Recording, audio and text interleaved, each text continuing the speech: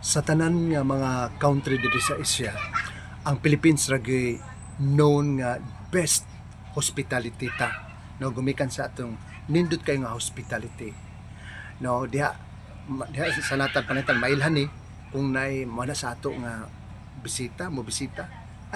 Bisang naglisod ta paningkamutan gyud nato nga sa atong best nga naay ma-receive anang atong bisita nga nag-abot, atong pasima-simaon, pahilunaon, paingkuron og maayo, entertainon og maayo, no? Which is wala na sa other country. No, dito gani pananglitan dito sa China wala man gani pinansinay.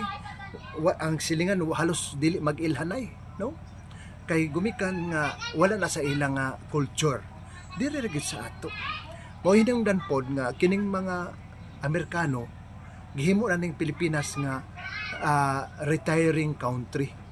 No, kung mo retire sila gusto silang diri magpuyo pinaagi nga mga sawag Pinay pod. Kay diha na makuan ang ilang giapas nga hospitality sa Pinay nga mo serbisyo gyud, muunong gyud.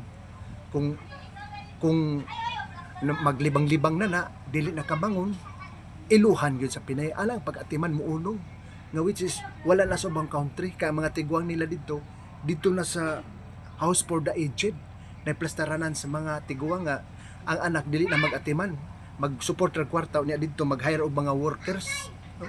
Pero sa ato lahi unong mo na nga best gyud ta og hospitality.